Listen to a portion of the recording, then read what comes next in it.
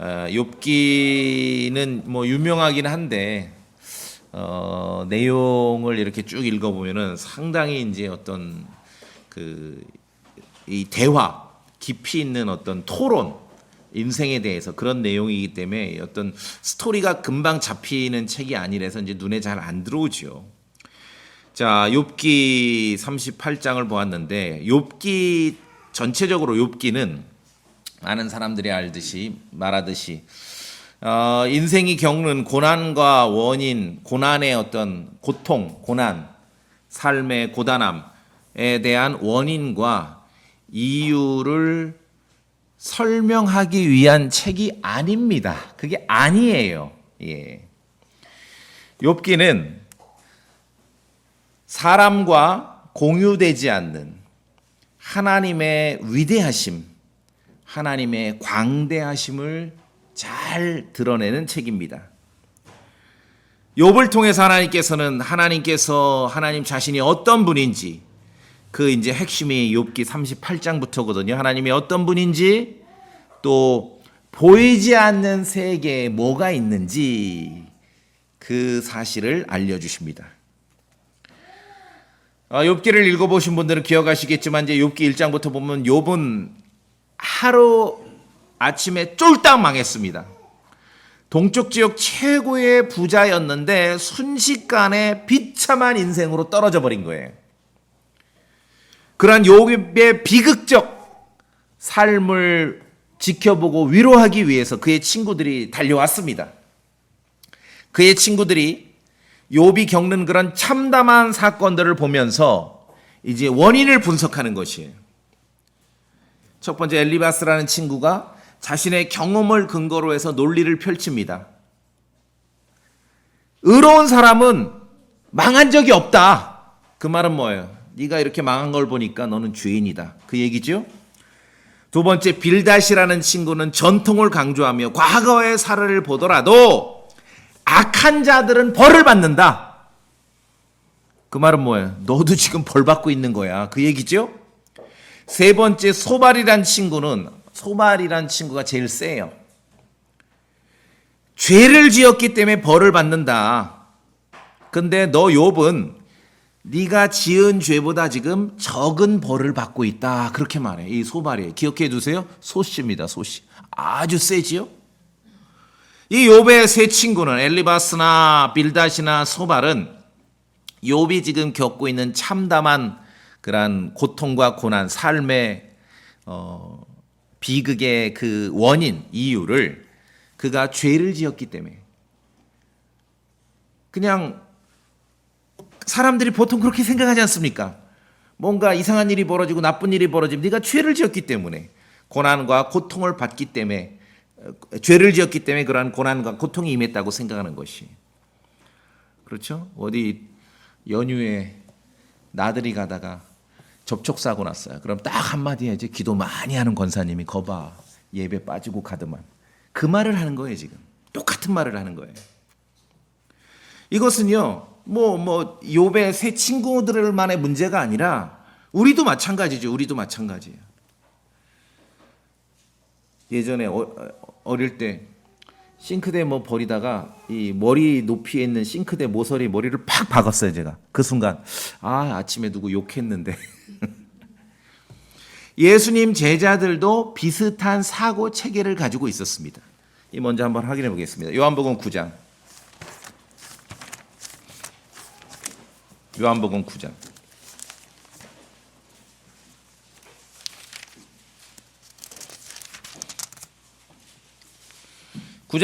요한복음 9장 1절에 예수님께서 지나가실 때 태어나면서부터 눈먼 사람을 보시매, 2절에 그분의 제자들이 그분께 예수님께 여쭤이르되 뭐라고 여쭙습니까? 선생님이요, 누가 죄를 지었기에 이 사람이 눈먼 자로 태어났나이까? 그니까 그의 부모이니까. 그렇죠? 욥의 친구들이랑 별로 사상이 다르지 않죠? 예. 그런데 예수님 뭐라고 답변하셔요? 3절에 예수님께서 대답하시되 이 사람이나 그의 부모나 죄를 짓지 아니했다. 죄 짓지 않았다. 인간들이 생각하는 것은요, 뭔가 안 좋은 일이 있고 고난이 임하고 고통이 임하고 삶에서 원치 않는 일이 발생하면 아이고 뭐 우리가 모르지 죄져서 그런 거야. 그렇죠? 그렇게 생각하는 거예요. 이게 어떤 본성의 생각이에요. 욥의 친구들도 그렇고 예수님 제자들도 그랬습니다. 우리 또한 그렇죠. 뭐 세상이 그렇습니다. 세상이 뭐 인과응보라 그러잖아요. 인과응보. 자, 그런데 이제 이 세 명의 친구 말고 또 한 명의 등장인물이 있습니다. 엘리후라고. 이 앞선 욥의 세 명의 친구의 모두의 발언이 끝나기를 묵묵히 기다렸습니다. 엘리후는 판단이 달랐습니다. 다 세 명의 친구들은 전통으로 보나 역사로 보나 모든 어떤 율법적 기준으로 보나 욥이 지금 뭔가 잘못했기 때문에 우리가 모르는 숨겨놓은 범죄가 있기 때문에 이런 일을 당할 거라고 생각하지만 엘리후의 판단은 달랐습니다. 사람의 겪는 고난과 고통의 이유가 늘 과거에만 있는 게 아니라는 걸 말하는 거예요. 꼭 그렇지 않다. 자, 먼저 성경을 볼까요? 다시 욥기로 오셔서 욥기 33장. 욥기 33장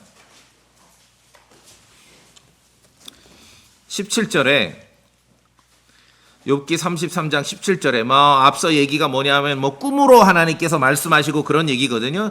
꿈속에서 말씀하시고 그런 경험을 왜 주시는가? 17절에 그것은 그분께서 사람을 그의 계획에서 물러나게 하려 하심이며 사람에게서 교만을 치워 숨기려 하심이라. 18절 그분께서는 그의 혼을 붙잡으사 구덩이에 빠지지 않게 하시고 그의 생명이 칼에 망하지 않게 하시느니라. 하나님께서 하시는 일, 어떤 우리가 원치 않는 일, 때로는 이상한 일들이 벌어지는 게 숨겨놓은 과거에 저지른 죄 때문만이 아니라 여기 33장 18절 보니까 어떤 경고의 의미도 있는 거지요. 구덩이에 빠지지 않게 하기 위해서 그런 일이 벌어질 수도 있다는 거지요. 그렇죠? 신약의 히브리서에서도 마찬가지입니다. 성도들에게 때로는 원치 않는 일, 고난이 왜 생기는가? 우리가 하나님의 거룩함에 참여하는 자가 되게 하시려고 왜 정화한다 그러잖아요. 정련한다 그러지 않습니까? 순수한 은이 어떻게 나옵니까? 그냥 두면 순수해집니까? 아니죠. 불로 정련해야 되지 않습니까? 우리가 자신의 거룩함에 참여하는 자가 되게 하시려고 또 의의 화평한 열매를 맺게 하시려고 때때로 삶의 고난과 고통이 임하기도 한다는 것이죠. 그러니까 우리가 겪는 많은 일들이 원인이 사람들은 욥의 친구들처럼 과거에 그 원인이 있다고 생각해. 네가 예배당도 맨날 빠지더만 거봐라. 11주도 안 하더만 거봐라. 신앙생활 똑똑히 안 하더만 거봐라. 그건 욥의 친구들의 사상이죠. 그러나 성경은 그렇지 않습니다. 우리가 겪는 어떤 때로는 우리가 원치 않는 일을 겪기도 하는데 그러한 목적이 미래에 있기도 한 거예요. 미래. 우리가 자신의 하나님 주님의 거룩함에 참여하는 자가 될 수 있게 하기 위해서 어떤 귀한 열매를 맺게 하기 위해서 그런 일들이 임하기도 한다는 것이죠. 이게 네 번째 등장인물 엘리후의 판단이었어요. 앞선 세 명과 다르죠. 아니다. 그렇지 않다. 욥의 친구들, 세 명의 친구들은 엉터리로 영적 교훈을 말한 것이에요. 엉터리. 그러니까 욥기가 이제 1장, 2장, 3장부터 친구들이 등장해서 주거니 받거니 어려운 얘기, 무슨 말인지도 줄거리도 잘 잡히지도 않는 얘기를 길게 하고 있거든요. 32장까지. 근데 엉터리 영적 교훈이에요. 엉터리 영적 교훈. 그래서 이제 엘리후가 얘기하고 다 이들이 자기 할 말을 다 쏟아낸 다음에 끝으로 최종적으로 38장에 주님께서 직접 등장하시어 말씀하시는 거예요. 오늘 그래서 우리는 38장을 읽은 겁니다. 주님께서 직접 등장하시어 말씀하심으로 모두의 입을 막으시는 거예요. 어떠세요?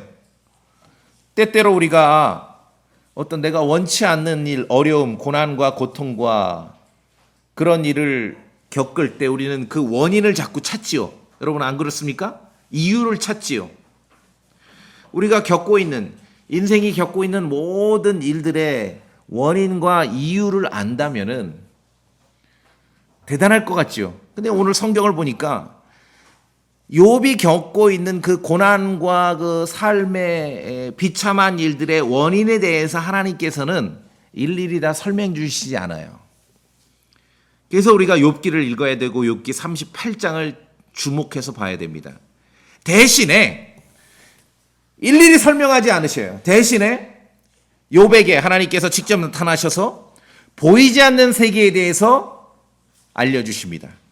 하나님의 위대하심과 장엄함, 광대하심에 대해서 알려주시는 것이에요. 이게 하나님의 방법이에요. 그러니까 우리는 모든 걸 다 분석을 해서 원인을 알려고 해요. 제가 볼 때 이건 점쟁이지요.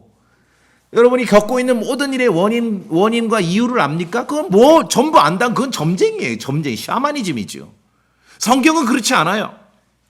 욥이 정말 참담할 정도로 어려운 일을 겪었는데, 그래서 친구들이 막 자기들의 개똥철하고 와서 영적 교훈을 막 떠들고 그랬지 않습니까? 근데 하나님께서 직접 등장하셔서 38장에서부터 말씀하시는데, 그거에 대해서 야 네가 이래서 그런 일을 겪는 거야, 그렇게 설명하지 않아요.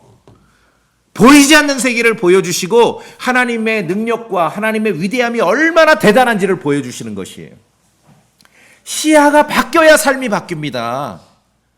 그 분석해봐야 소용없어요. 분석해봐야 소용없어요. 수십 년 지난 그 분석해보면 어떤 일이 벌어져요? 수십 년 그 원한을 씩씩거리고 있는 거예요. 그 인간이 내 앞에 와서 사과를 안 했어. 조금만 어떤 일이 벌어, 내가 예배당도 열심히 나가고 헌금도 하고 충성 봉사도 했는데 왜 나에게 이런 일이 닥칠까요? 그 샤머니즘이죠. 샤머니즘. 우리가 어떻게 다 압니까? 여러분 다 아세요? 뭐 분석할 것도 없고 원인을 알 것도 없습니다. 그저 우리는 하나님의 말씀을 통해서 하나님의 위대하심의 시야를 돌려야 되고 보이지 않는 세계가 있음을 알고 관심을 가져야 됩니다. 자, 그래서 이제 욥기가 제가 짧게 정리를 했지만 1장부터 지금 37장까지 어떤 스토리로 이어져 왔는지 아시겠죠? 38장에 이제 드디어 주님께서 직접 나타나신 거예요. 하도 답답해서 나타나신 것 같아요. 주께서 회오리 바람 속에서 욥에게 응답하여 이르시되, 2절에 뭐라 그럽니까? 지식 없는 말들로 이치를 어둡게 하는 이자가 누구냐? 니들이 욥을 포함해서 뭐를 떠들기는 했는데 과연 말도 안 되는 소리다. 자, 그럼 내가 물어볼 테니까 욥에게 이제 네가 한번 대답해봐라. 첫 번째 질문. 내가 땅에 기초를 놓을 때 네가 어디 있었느냐? 우와, 지금 막 하루아침에 쫄딱 망해가지고 내가 뭐 사업을 잘못한 것도 아닌데 왜 이런 일이 벌어지고, 내가 신앙생활 잘못한 것도 아닌데 왜 이런 일이 벌어지고, 그거 지금 고민하고 그거 토론하고 있는데 주님께서 욥에게 나타나셔서 질문한 게 뭡니까? 내가 땅에 기초를 놓을 때, 내가 말하자면 지구 만들 때, 창조할 때 너 어디 있었어? 대답해봐.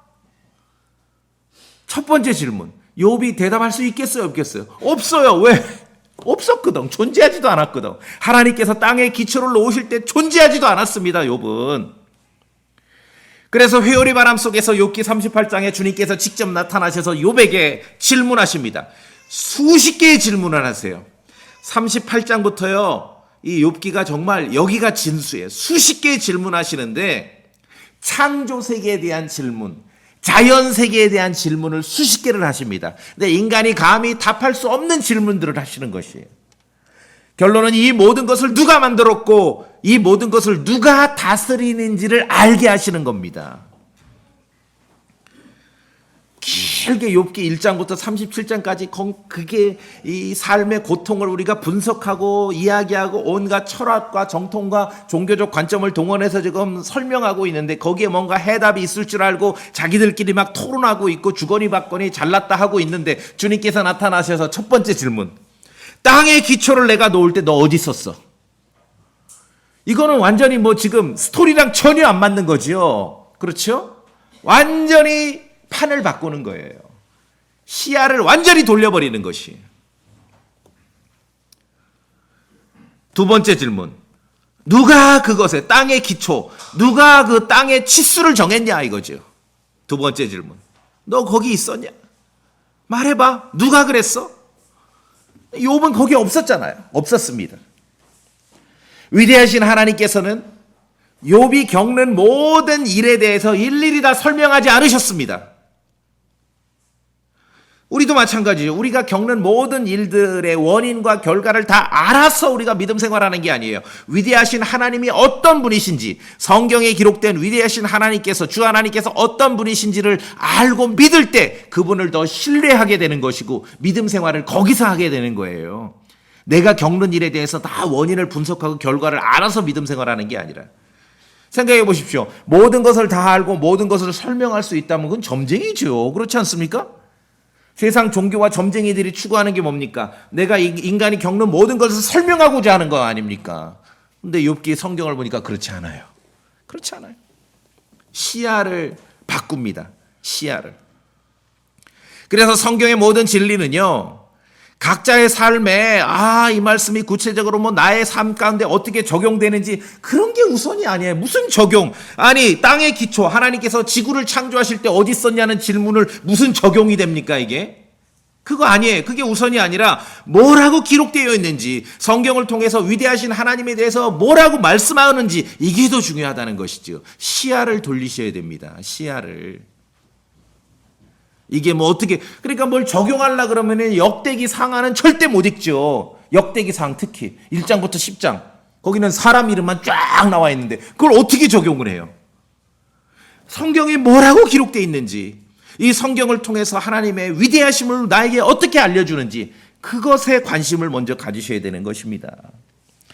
자, 이어서 세 번째 질문, 네 번째 질문, 다섯 번째 질문도 이 창조와 관련된 겁니다. 계속 볼까요?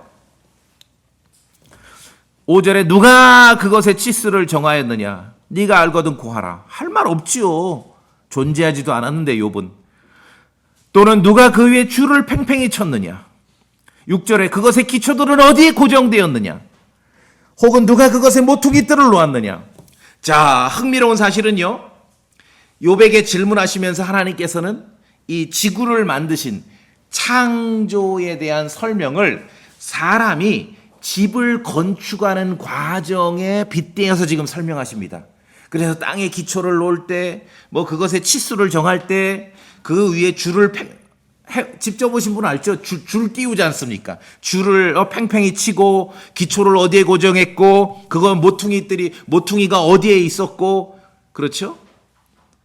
하나님의 창조, 지구를 만드시는 그 내용을 사람이 집을 건축하는 과정으로 빗대어서 설명하고 계시는 것이에요. 천상의 진리는 항상 사람이 알 수 있는 수준으로 표현하고 있는 것입니다. 누가 그 위에 줄을 팽팽히 쳤느냐? 줄이 어디 있어요? 줄이 있어요? 없어요? 아니, 지구본에 줄 거는 건 사람이 쳐놓은 거죠. 하나님이 쳐놓은 게 아니라.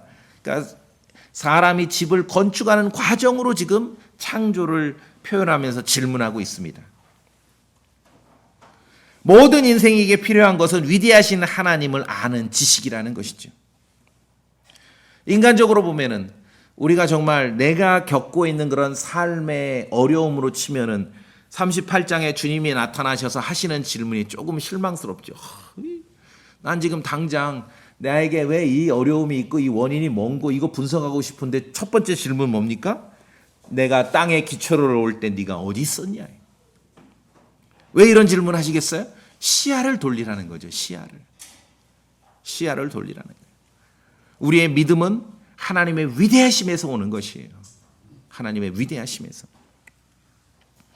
자, 여기서 6절, 7절을 제가, 이게 이제 우리말을 옮긴다는 것은 이 장절 구분을 하고 또 외국어를 옮긴다는 것은 우리말 어순하고 바뀌잖아요. 우리는 그 서술어 흔히 말하는 동사가 저 제일 끝에 가 있는데 그 영어나 유럽어는 아니잖아요. 바로 동사 서술어가 제일 먼저 와 있지 않습니까? 그래서 그런 좀 차이가 있기 때문에 제가 이제 쉽게 설명을 드릴게요. 하나님께서 이제 질문을 하시는데 6절, 7절을 그냥 6절, 7절이라는 절 구분에 매이지 않고 제가 이해하기 쉽도록 제가 다시 표현해 드리겠어요. 잘 보세요.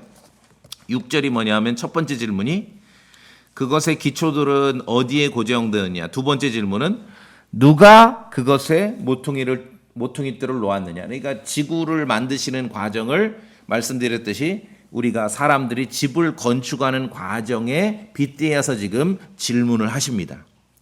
두 번째 질문이 누가 그것에 땅에 모퉁이 뜰을 놓았느냐. 그 다음에 7절에 가시면은 어느 때에 새벽별들이 함께 노래하였고 하나님의 모든 아들들이 기뻐 소리를 질렀느냐. 사실 6절 7절은 하나의 문장인데 이거를 엄밀하게 우리말로 번역하면 거꾸로 번역을 해야 되거든요. 7절이 먼저 나오고 6절이 늦게 나오고 그러다 보니까 이제 어려움이 있어서 있는 순서대로 한 거예요. 그런데 제가 쉽게 설명을 드릴게요. 두 번째 질문은 누가 그것에 모퉁이 뜰을 놓았느냐. 이게 본 질문이에요. 6절에 두 번째 질문. 누가 그것에 모퉁이 뜰을 놓았느냐. 모퉁이 뜰을 놓을 때 그때 어떤 일이 있었냐 하면은 새벽별들이 함께 노래했고 하나님의 모든 아들들이 기뻐 소리를 질렀다. 그 얘기입니다. 이해되십니까? 예, 이게 본 질문이에요. 누가 그것에 모퉁이 뜰을 놓았어? 그때 어떤 일이 벌어졌는지 알아? 새벽별들이 함께 노래했고 하나님의 모든 아들들이 기뻐 소리를 질렀어. 여기서 7절에 새벽별, 영어로 morning stars, S가 붙어요. 복수. 그리고 하나님의 아들들, sons of God, 역시 S가 붙어요. 복수 아들들. 새벽별들과 하나님의 아들들이 노래하고 기뻐했다라고 성경은 가르칩니다. 인격적 존재죠. 언제? 하나님께서 땅을 창조하실 때. 주께서 지금 직접 말씀하시는 것이에요. 새벽별들과 하나님의 아들들이 노래하고 기뻐했다. 자, 새벽별, 우리가 성경을 읽으신 분 계시록 22장에 보시면 새벽별, 빛나는 새벽 모닝스타 해서 별을 이렇게 여기처럼 복수로 안 하고 새벽별 하나 단수로 하면은 새벽별은 예수 그리스도이십니다. 자, 그런데 여기는 새벽별들이지요. 모닝스타 새벽별들이지요. 이 존재들은 하나님께서 땅에 기초를 놓으실 때, 땅에 기초를 놓고 모퉁이 돌을 놓으실 때 노래했던 존재들이죠. 영적 존재들이죠. 인간은 거기 없어요. 이제 막 땅을 만드시고 있는데 사람은 한참 뒤에 생기지 않습니까? 근데 하나님께서 땅을 만드실 때 창세기에서 주지 않은 정보를 지금 욥기 38장을 통해서 하나님께서 직접 주고 계신 거예요. 내가 땅 만들 때 옆에서 새벽별들이 노래했어. 내가 땅에 기초를 놓고 모퉁이 뜰을 놓을 때 옆에서 하나님의 아들들이 기뻐서 소리 질렀어. 그 얘기를 하는 거예요. 너 그거 봤어? 너 그때 어디 있었어? 그 질문을 하는 거예요. 우리가 겪는 인간의 삶의 고통과 고난이라는 게 너무 왜소해 보이지요? 이 위대한 하나님의 장엄하신 그 역사와 손길에 비하면. 자, 여기서 이제 새벽별들 합니다. 별들의 강조점이 있죠. 별들. 별들은 성경에서 세 가지밖에 없습니다. 해와 달과 별 할 때 그 별, 진짜 천체별, 또는 예수 그리스도 계시록 22장 16절에, 또는 천사들. 근데 창조의 순서상 지금 땅을 막 만드시는, 땅의 기초를 놓으시는 그 장면에 대해서 질문하시기 때문에 해와 달과 별들은 나중 일이에요. 땅이 먼저 있었고 창세기 1장에 해와 달과 별들은 나중에 생기죠. 그러니까 이것은 별들, 새벽 별들 했을 때 그런 천문의 별은 아니죠. 당연히 영적 존재들이죠. 천사들이죠. 새벽 별들 했을 때 이 별들은 천사들입니다. 사람이 아직 존재하지 않은 창조의 순간 하나님께서 땅에 기초를 놓으시고 그 치수를 재시고 그 땅의 기초를 고정시키시고 땅의 기초에 모퉁이 뜰을 놓으시는 그 순간 영적 존재들이 현장에 있었다는 것입니다. 그러니까 인간이 있기 전에, 땅이 있기도 전에 영적 존재들은 먼저 창조되어 있었다는 거예요. 그게 욥기 38장으로 확실하죠? 예. 골로새 1장 말씀에 그분에 의해 모든 것이 창조되었기 때문이라. 모든 것은 하늘에 있는 것들이나 땅에 있는 것들, 모든 것이 그분에 의해, 하나님에 의해 창조되었습니다. 욥기 38장에 정말 욥이 당하는 고난에 대해서 인간끼리 모여서 개똥 철학을 늘어놓고 있을 때 38장에 드디어 주님께서 회오리 바람 속에서 나타나셔서 질문하시는 거예요. 땅에 기초를 놓을 때 네가 어디 있었어? 누가? 말하자면 내가 그 땅에 모퉁이들을 놓을 때 네가 봤어? 내가 땅에 그 모퉁이들 놓을 때 새벽별들이 옆에서 함께 노래했고 하나님의 아들들이 기뻐 소리쳤어. 네가 그거 봤어? 이것이 인간사, 우리가 겪는 모든 것을 다 원인을 알고 싶어하고 모든 것을 다 설명하고 싶어하고 모든 것을 다 분석하고 싶어하는 인간들에게 주시는 하나님의 답변이에요. 땅에 기초를 놓을 때 네가 어디 있었냐? 새벽별들이 노래할 때 하나님의 아들들이 기뻐 소리칠 때 네가 그거 봤냐? 이 질문을 하시는 것이에요. 자, 7절 계속 보시면은 어느 때 새벽별들이 함께 노래하였고 하나님의 모든 아들들이 기뻐 소리 질렀느냐? 어느 때 하나님께서 그 땅의 모퉁이들을 놓을 그때 그 일이 벌어졌다는 거죠. 하나님의 모든 아들들, sons of God, 하나님의 아들들.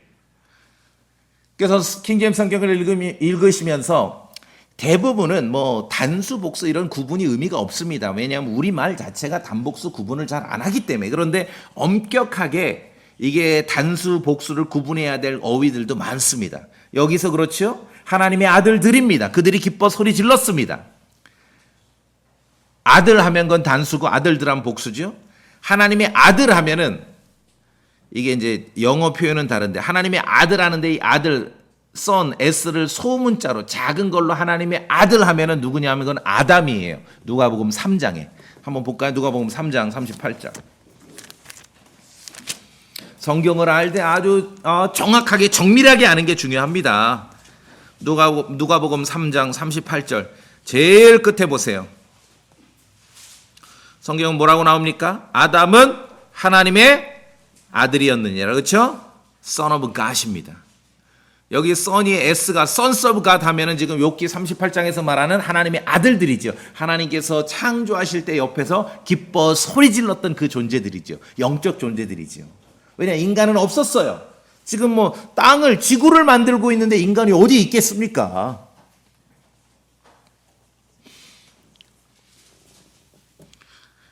하나님의 아들을 대문자 크게 쓰면은 하나님의 아들은 하나님의 아들이신 아들 하나님 예수 그리스도를 말합니다. 그래서 우리가 성경을 알 때 아주 정확하고 정밀하고 세밀하게 아셔야 됩니다. 그래야 혼란에 빠지지 않고 거짓말쟁이들에게 넘어가지 않습니다. 자, 땅에 기초를 놓으실 때, 창조하실 때 아담은 거기에 없었습니다. 창조주 곁에 사람이 아닌 영적 존재들이 있었습니다. 그들은 노래하고 기뻐했습니다. 이것이 성경에서 가르치는 보이지 않는 세계에 대한 하나님의 그러한 위대하신 장엄한 창조의 일을 하실 때 어떤 일이 있었는가? 보이지 않는 세계에 대한 실상입니다. 주 하나님 앞에 나오는 영적 존재들은 그냥 천사, 마귀 그렇게만 있는 게 아니에요. 다양한 이름으로 보이지 않는 세계, 다양한 이름으로 보이지 않는 세계의 영적 존재들이 있어요. 천사도 있고요, 마귀도 있고요, 뭐 그룹도 있고요, 스랍도 있고요. 오늘 욥기 38장에 새벽별도 있고요, 하나님의 아들들도 있고요. 성경을 알 때, 성경을 읽고 알 때 그렇게 정확하게 아는 거예요. 정확하게 아는 거예요.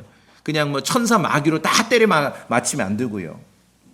하나님의 아들들은 하나님께서 땅에 모퉁이들을 놓으실 때, 땅을 창조하실 때 기뻐 소리쳤습니다. 그게 지금 욥기 38장의 말씀이에요.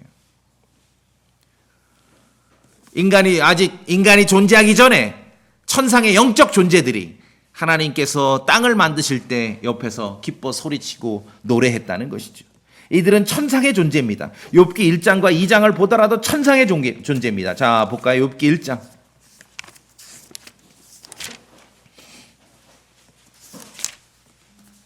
욥기 1장.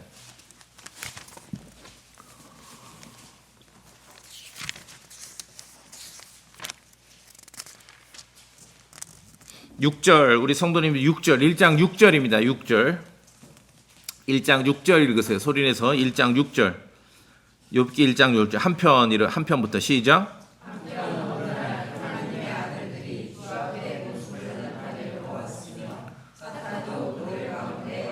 예. 주님 앞에 지금 하나님의 아들들이 왔는데 사탄도 온 거예요. 왜? 이해는 안 되죠, 우리가. 야, 이건 뭐 사탄도 주님 앞에 나타나는데 이해는 안 되지만 어쨌든 흡사 비유를 하자면 지금 주님 앞에 어전회의, 오늘날로 치면 지금 국무회의가 열린 거예요. 하나님의 아들들이 오고 사탄도 왔고. 그러니까 영적 존재들이죠. 욥기 1장 6절만 봐도 영적 존재들이에요. 자, 2장 1절도 있습니다. 여기도 보세요. 같은 내용인데 한 번 더 읽어주세요. 욥기 2장 1절 다시 한 번 더입니다. 다시 2장 1절 시작.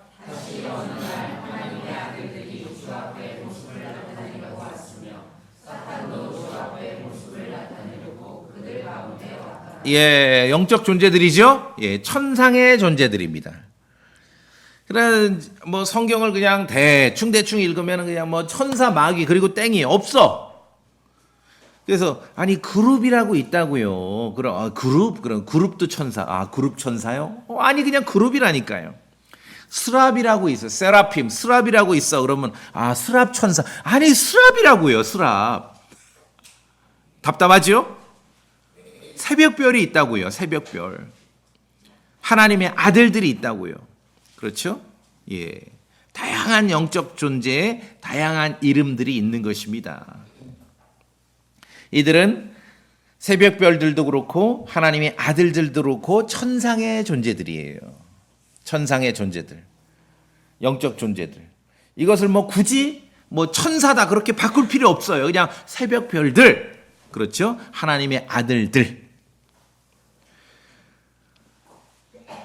우리가 지금 욥기 1장 6절 보았고 욥기 2장 1절 봤는데 천상에서 회의가 개최됐습니다. 천상에서 우리가 알고 있는 욥을 비운의 주인공으로 만들게 한 직접적인 이유가 욥의 친구들은 욥이 남모르게 지은 죄 때문에 그럴 것이라고 생각했는데 욥기 1장 6절과 욥기 2장 1절을 읽어보시면은 욥을 비운의 주인공으로 만들게 된 직접적인 이유는 천상에서 지금 개최된 여러분이 읽은 그 두 번의 회의 때문에 그런 거예요. 주님 앞에 하나님의 아들들이 나타나고 사탄이 나타난 두 번의 회의 때문에. 하나님의 아들들이 주 앞에 모습을 나타냈는데 사탄도 그들 가운데 있었습니다. 그때 주께서 사탄에게 욥에 대해서 허용을 하십니다. 1장 첫 번째 허용은 사탄에게 주님 말씀하십니다. 보라, 그가 소유한 모든 것이 네 권세 안에 있으나 다만 그에게는 네 손을 내밀지 말라. 네 마음대로 하라는 게 망하게 해도 된다는 거죠. 주변 사람 다 해쳐도 된다는 거죠. 또 2장 6절에 두 번째는 보라, 또 주님께서 사탄에게 말씀하십니다. 그가 네 손에 있으나 그의 생명은 살려두라. 두 번째는 몸에 손대도 돼 이제. 그러나 죽이지는 말라는 얘기죠. 이건 정말 엄청난 사실이에요.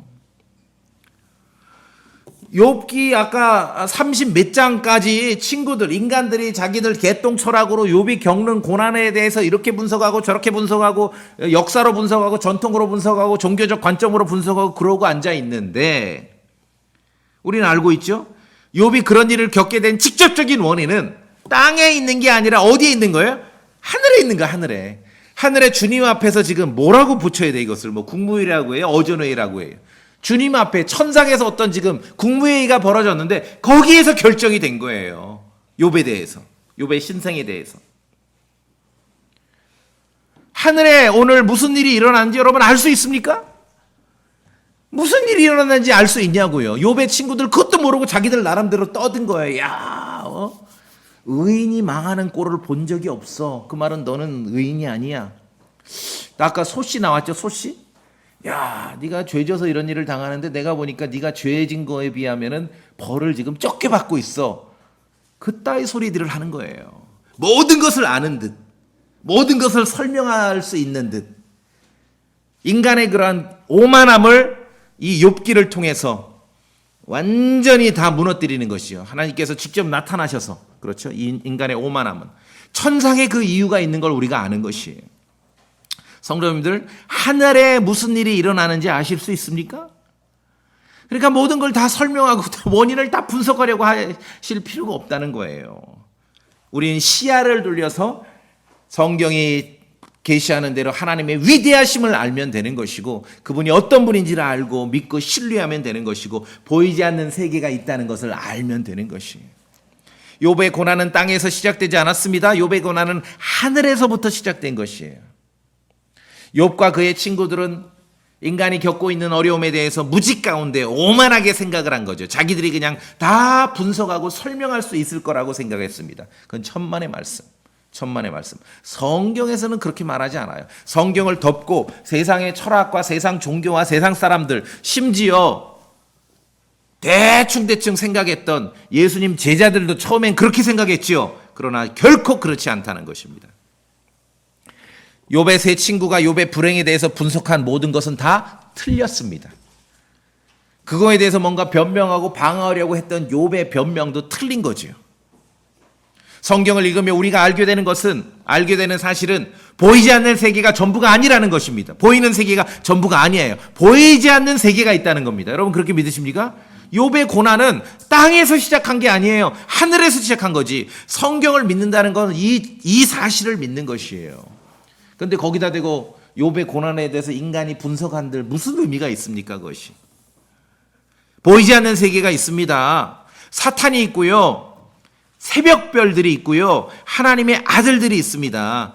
도무지 성경이 아니고서는 알 수 없죠. 욥의 고난에 대해서 자기들 나름대로 분석하고 판단하고 다 설명할 수 있을 거라고 생각하는 인간들에게, 욥에게 주님 나타나셔서 하신 말씀이 뭡니까? 내가 땅에 기초 놓을 때 너 어디 있었냐? 어디 있었냐? 땅에 모퉁이돌을 놓을 때 새벽별들이 노래했고 하나님의 아들들이 기뻐 소리쳤는데 네가 그거 봤냐? 이 질문을 하시는 거예요. 시야를 바꿔야 됩니다. 시야를 바꿔야 돼요. 시야를.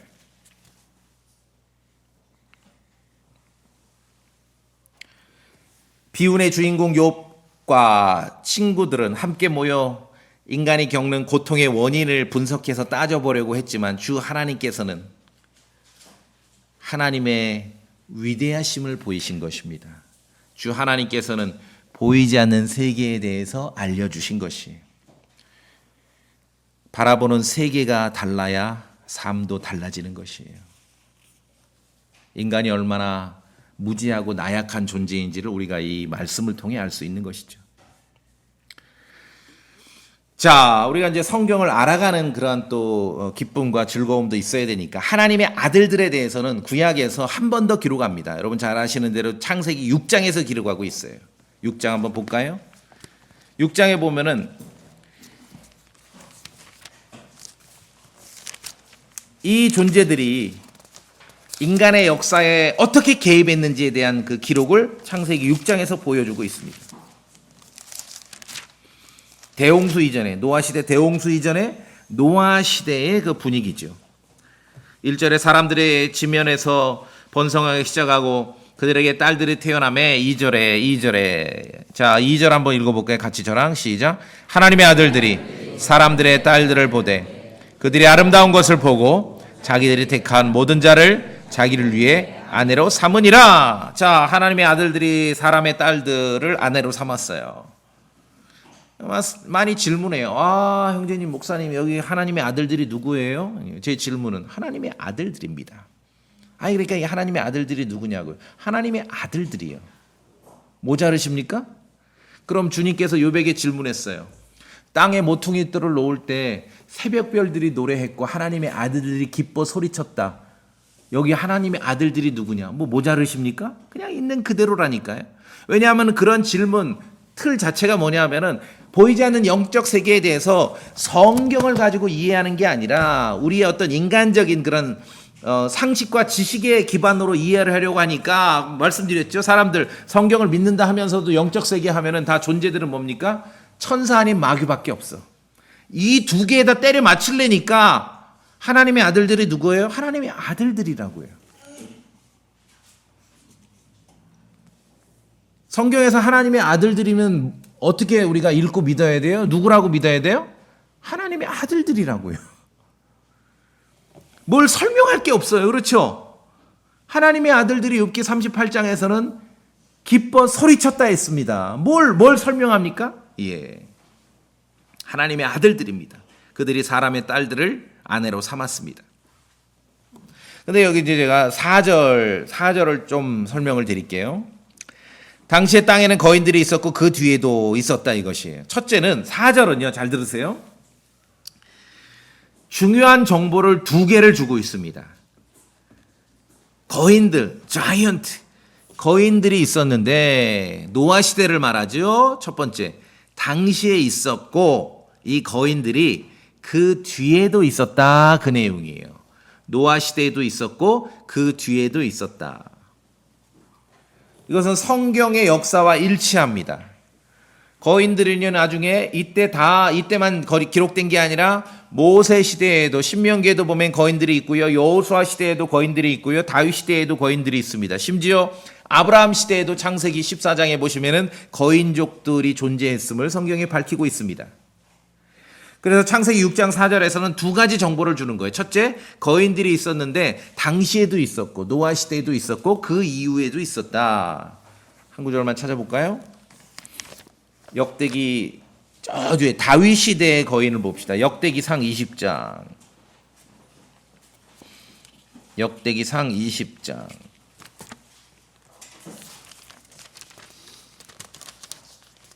역대기상 20장. 역대기상 20장 8절에 다윗 시대입니다. 지금 노아 시대부터 엄청나게 먼 미래 아닙니까? 역대기상 20장 8절에 다윗 시대예요. 이들은 가드에서 그 거인에게서 태어났으며 자이언트 거인에게서 태어났으며 그들은 다윗의 손과 그의 신하들 손에 쓰러졌더라. 자, 그래서 창세기 6장 4절은 두 가지 정보를 주고 있는데 첫째는 당시에 거인들이 있었고 여기 당시는 노아 시대죠. 그 뒤에도 있었다. 거인들이 당시에 있었고 그 뒤에도 있었는데 두 번째 정보는 6장 4절이 주고 있는 두 번째 정보는 거인들이 먼저 있었다는 사실. 그 당대에 있었고 노아 시대 그 뒤에도 있었는데 두 번째 정보는 거인들이 존재하던 시대에 2절에서 말한 것 같이 하나님의 아들들과 사람들의 딸이 혼인관계를 맺는 사건이 있었다. 이게 두 번째 정보예요. 그래서 거기에서 태어난 자식들이 옛적에 강력한 자들과 명성 있는 자들이 되었다. 이게 두 번째 정보예요. 자, 이게 전부예요. 더 이상 뭘 주질 않아요. 6장 4절이 우리가.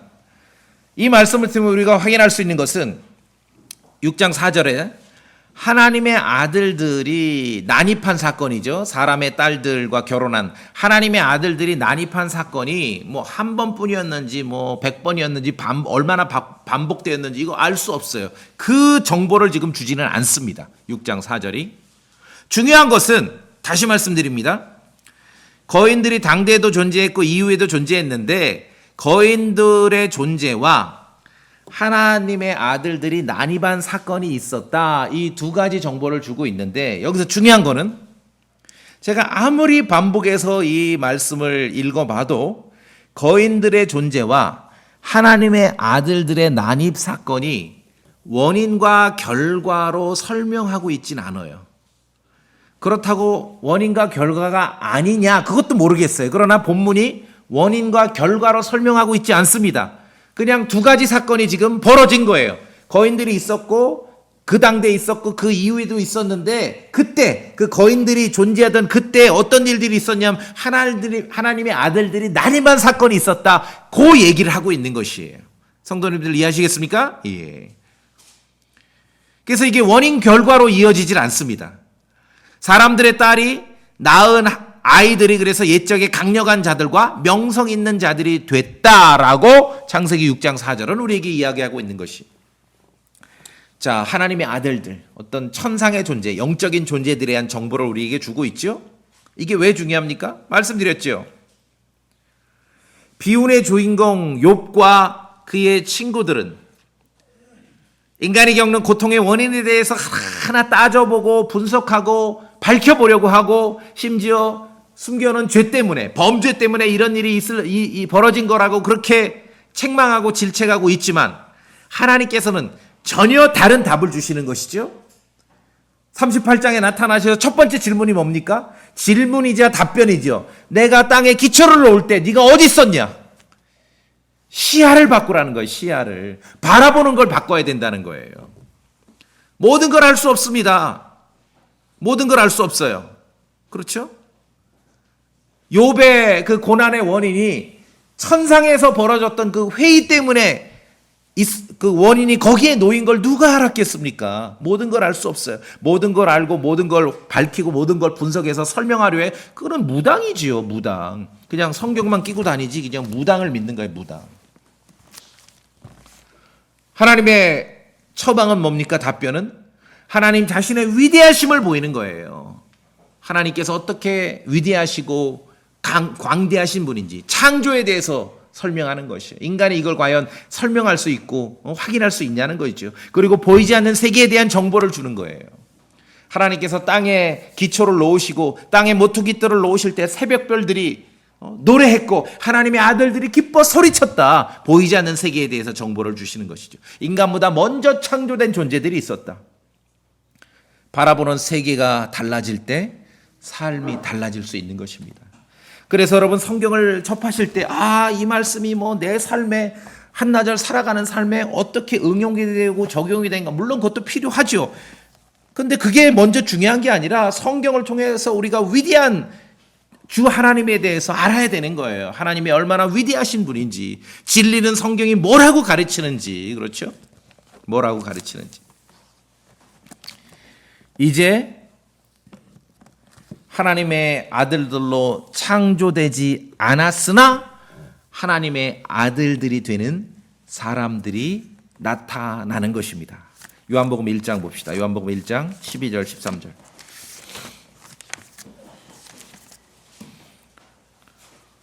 요한복음 1장 12절 13절.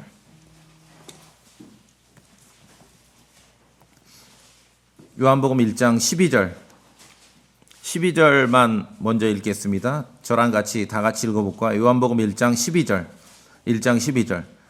시작. 그분을 받아들인 자들 곧 그분의 이름을 믿는 자들에게는 다 하나님의 아들들이 되는 권능을 그분께서 주셨으니 우리가 그렇게 믿죠? 그분을 믿는 이름을 믿는 자들에게 하나님의 아들들이 되는 권능을 주셨습니다.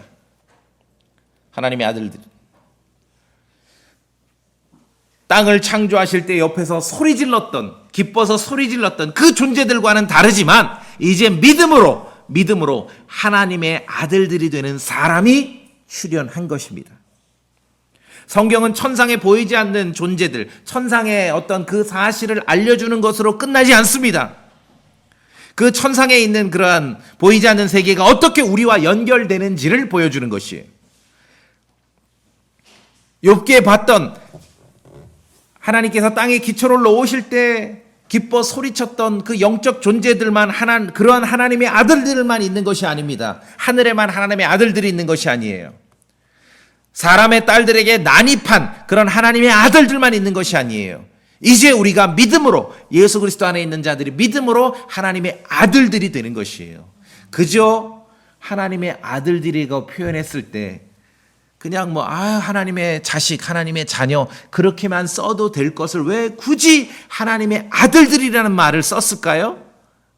이 위대한 역사, 하나님께서 창조하시던 땅을 만드시던 그 순간에 지켜보며 기뻐 소리 질렀고 노래 불렀던 그 영적 존재들의 그런 히스토리를 우리에게 알려주시는 것이죠. 자, 이제 로마서 말씀에 하나님의 영의 인도함을 받는 자들은 다 하나님의 아들들이니 여러분이 성령님의 인도함을 받으십니까? 그럼 이제 여러분이 하나님의 아들들이에요. 이제 우리는 성도들은 천상에 보이지 않는 존재들을 흠모하며 천상에 있는 보이지 않는 존재들만 구경하는 그런 존재로 끝나는 것이 아니라 이제 믿음으로 하나님의 아들들로 받아들여진 존재라는 것입니다. 세상은 아직 모르지만 그리스도의 날에 우리가 하나님의 아들들인 걸 세상은 몰라요. 그러나 그리스도의 날에 보이지 않는 세계와 연결되던 유일한 존재들이 바로 예수 그리스도를 믿는 하나님의 아들들이었음을 그리스도의 날에 드러나게 될 것입니다. 하나님의 아들들이라고 불리는 거예요. 그래서 보이지 않는 세계를 보여주시는 것이에요. 하나님의 위대하심을 보여주시는 것이에요. 이제 우리 할 일은 하나님의 아들들로서 흠없고 무해한 자들로 구부러지고 삐뚤어진 민족 가운데 책망받을 것이 없는 그러한 하나님의 아들들, 존재들로 드러나야 하는 것이죠. 그것이 우리의 책무라는 것입니다. 오늘 욥기 38장은 위대한 말씀입니다. 욥이 겪는 어려움과 고난에 대해서 인간들은 모여서 논의했고 토론했고 논쟁했고 분석했습니다. 그것에 대한 하나님의 답변이에요. 땅에 기초를 놓을 때 네가 어디 있었냐? 누가 그것의 기초를 그것의 치수를 정했느냐? 누가 그 위에 줄을 팽팽히 쳤냐? 그것의 기초들은 어디에 고정되어 있느냐? 누가 그것의 모퉁이들을 놓았느냐? 그 모퉁이들을 놓았을 때 새벽별들이 함께 노래했고 하나님의 아들들이 기뻐 소리친 것을 네가 보았느냐? 모든 것을 다 우리가 알거나 분석하거나 모든 것을 설명할 수 없습니다. 왜? 성경을 통해 알 수 있는 것은 눈에 보이는 세계가 전부가 아니라는 것이죠. 보이지 않는 세계가 있습니다. 욥의 고난은 천상의 그 원인이 있었다는 것입니다. 성도님들, 바라보는 세계가 달라질 때 삶도 달라질 수 있는 것입니다. 여러분 그렇게 생각하십니까? 다 같이 기도하시겠습니다.